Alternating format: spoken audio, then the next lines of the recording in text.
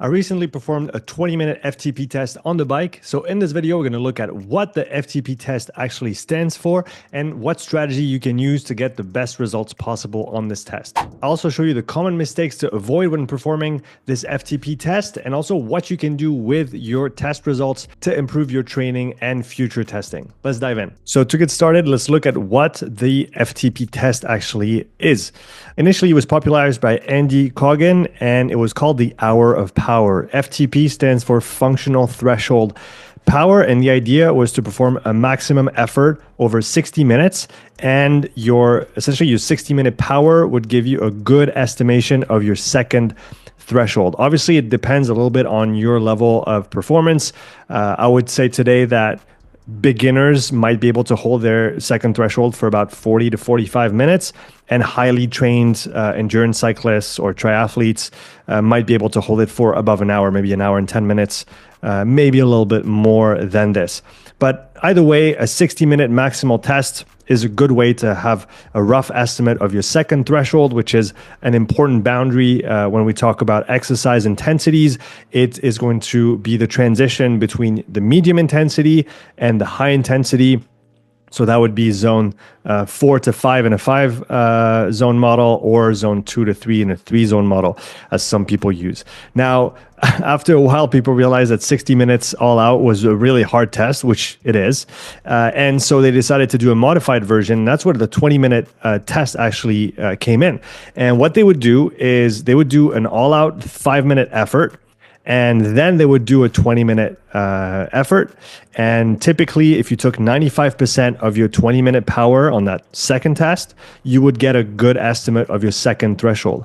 Why the 5-minute effort first? Essentially, what it allows you to do, it depletes what we call the W prime, which is your high intensity work capacity, how much work you can do above the second threshold. And if you don't do that kind of pre-fatigue effort, then you end up with that W prime playing an important role in that 20-minute effort, but we'll come to that just after. But essentially, you do that pre-fatigue over 5 minutes. So it's a pretty rough test altogether. And again, few people want to do this because it is very hard, even though that does bring some solid results in terms of accuracy. But today, what we see most people do, and including me, is what I did, is the 20-minute test. So you would do a 20-minute effort, and you would record your maximum average watts. And obviously the goal is to go as hard as you can over the 20 minutes. But we have to take into account that W prime, that work capacity at high intensity, because it is going to contribute to your results. And so typically, I would say that you would take between 85 and 90% of your 20-minute power, and that would give you a good estimate of your second threshold. We'll come back to those numbers just after to determine which one you should use. So how to perform a good FTP test. What I would definitely recommend is to get a really solid warm-up in, and that warm-up should last at least 20 minutes. So if you didn't do 20 minutes of warm-up, and that, I know that can seem like a lot, 20 minutes of warm-up for a 20-minute test, but I would actually argue that the higher the intensity of the effort, the longer the warm-up should be. And I think 20 minutes is good. I would do 10 minutes easy, RPE 2. I would do 5 minutes progressive between RPE 5 and 8. I would do a little break, and then I would do a good 3 minutes at RPE 8, or maybe the target watts that you want to aim for the 20-minute test. Take a break, and then when you feel recovered, you can go into your main set, you can go into the 20-minute effort, and I'll show you just after with my data how I would pace the effort over the 20 minutes, because if you go out too hard on 20 minutes, it's gonna be hard, it's gonna be painful, and so we're gonna look after together how you can do that. Now, depending on how you do things, you might want to add some active recovery at the end, or add a little bit of training volume, because depending on how many hours or what kind of load you want to do in training, you might want to add a little bit after your 20-minute test. I would recommend adding at least 10 minutes to recover afterwards. We'll come back to this just after. Now, let's look at my results here on the 20-minute test. So it had been a really long time since I'd done a 20-minute test, and I typically haven't been doing a lot of high-intensity work.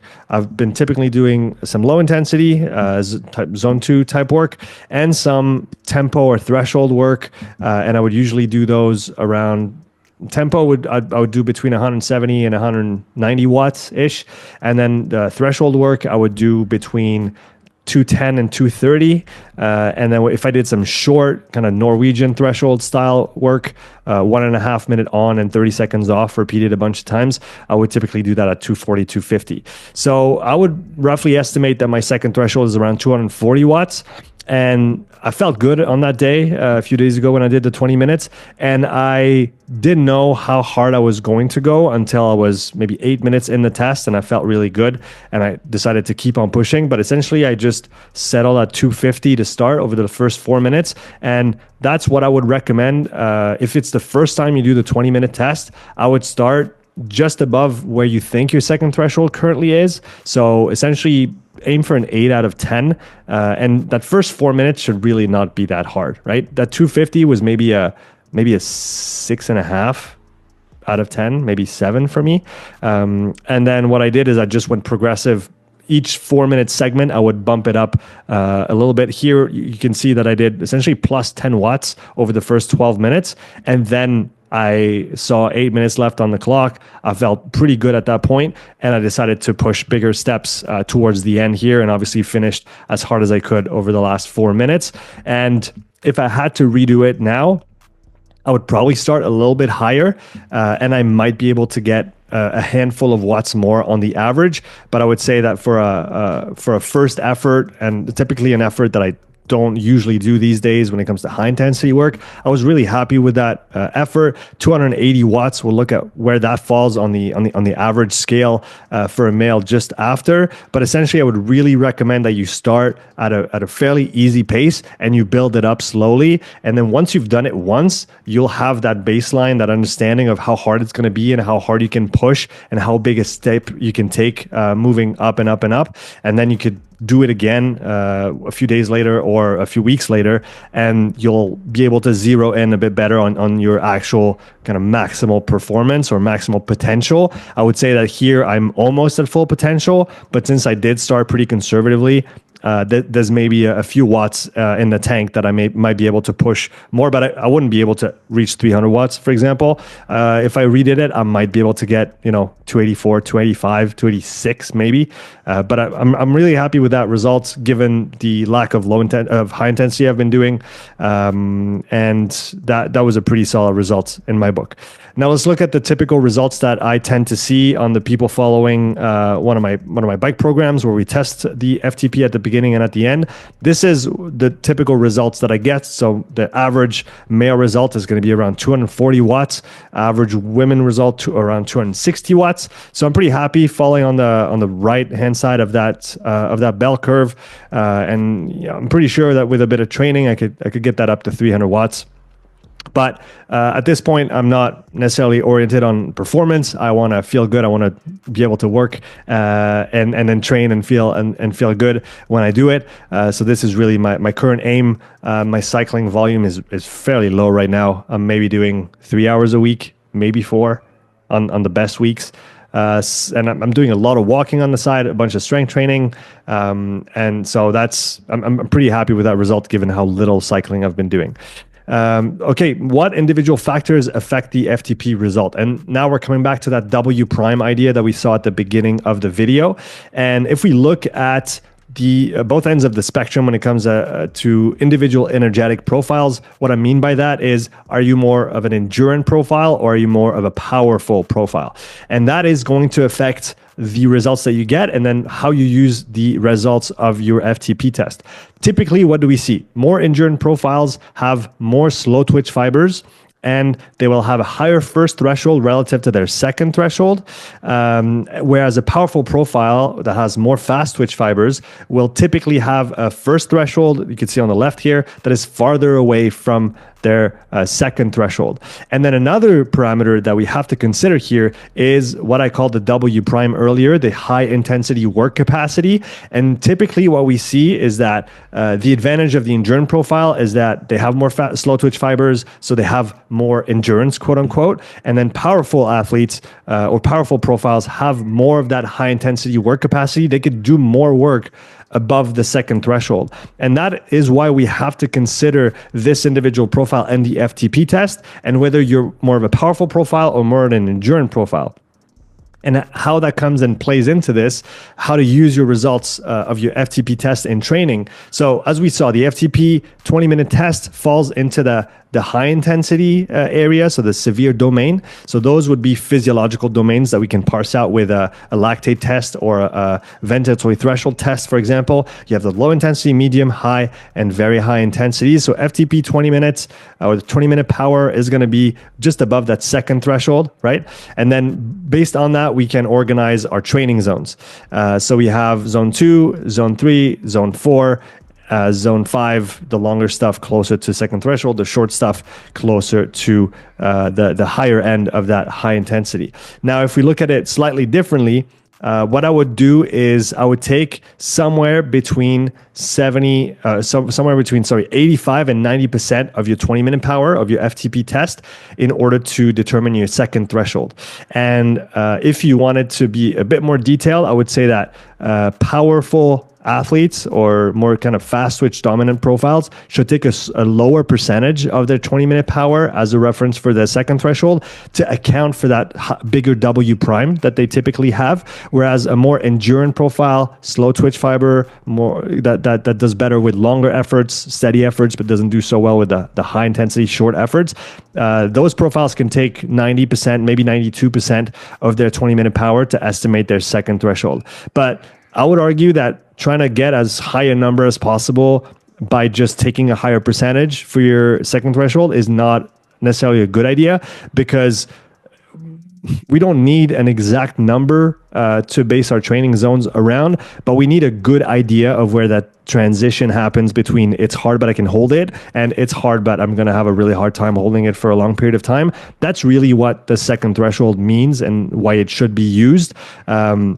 So I would try to be conservative when you use your 20-minute test and try to calculate your second threshold. I definitely wouldn't take 95% of your 20-minute power, because that's going to overestimate your second threshold. And sure, you're going to feel good about having a high second threshold number, but it's not going to be practical to use in training because it's going to be a little bit too high, essentially. And so I would kind of be conservative with those. And I do the same when I do any lactate testing with athletes. I'm always a little bit conservative with the interpretation, because the point of those physiological thresholds is not to be right on top of them or even above them. We want to respect those intensity domains. We want to make the difference between low, medium, and high intensity. And we just want to understand what that profile means and how we can use that moving forward. But here are some rough percentages, and those are not percentages of your 20-minute power. Those are percentages of your second threshold. Okay, so I would typically do threshold sessions between 85 and 95% of your second threshold. So I would first do the either 85 or 95% of 20-minute power. That gives you a second threshold. And then you take the percentages you see at the bottom here to organize your medium and high intensity work. I wouldn't necessarily base a direct zone 2 power on any percentage of the second threshold, simply because, again, depending on whether you're a more powerful athlete or a more endurance athlete, that those percentages will vary. And we can look at that on the next slide, actually. So here we see a slightly different reference point, which is critical power, which some will say is a little bit higher than the second physiological threshold. But let's say that they're equivalent just for argument's sake here. And what I would typically see on the test results that I've conducted on quite a handful of athletes so far is that the more endurance athletes will typically have a first threshold that is somewhere between 65 and 80% of their critical power or of their second threshold, whereas more powerful profiles will have a first threshold between 50 and 65% of their second threshold. So if you want to get an estimate of the top of your zone 2 in a 5-zone model, so whatever your low intensity is going to be, I would take maybe those numbers as a reference point. If you're more powerful, I would take between 50 and 65%. And if you're more endurant, I would take somewhere between 65 and 80%. And then I would test those values in training. Again, I wouldn't just stick to that exact number of first threshold for your zone 2 sessions. I would actually go maybe 95% of that number for your low intensity sessions. But that might help you to get a reference point when it comes to your low intensity work on the basis of the second threshold that you got from your FTP test. We're going to get to it. Okay. And then finally, how to use that information to track your progress. To give you a little idea, here is an overview of the training load of my bike endure training program. And essentially what we do with this program is we do a 20-minute test in week 1, and we do a 20-minute test in week 12 to assess your progress. We also do a zone 2 test, and the zone 2 test is essentially just a 1 hour continuous at a low intensity, measure your heart rate, and you can see the change in heart rate between week 1 and week 12. I think the average is about 8 beats per minute that have been dropped between week 1 and 12 with the training. And then average improvement on the FTP test is, I believe, somewhere between 6 and 10% in improvements over those 12 weeks. If you want to learn more about this program, check the link in the description. But that would be a good way to track your progress, especially if you're doing a lot of medium intensity work. So you're doing a lot of tempo, a lot of threshold work. Those things will push your threshold up and your 20-minute power up as well. And then you'll be able to track that with the 20-minute test. Now, again, the 20-minute FTP test is one test amongst others. It's not the best test. It's just one test. And it can be a good tool to use, but some other people use other methods. I have no issues with that. I just wanted to present you that 20-minute test and all the details behind it so that you can use it to the best of your abilities. Thanks all for watching this video about the FTP 20-minute test. I hope you enjoyed it. If you have any questions specifically about it, make sure you leave a comment below. If you have any questions about training programs that you could use from the Upside Strength platform, you can ask me in the comments below as well. And I'll see you in the next video. Take care.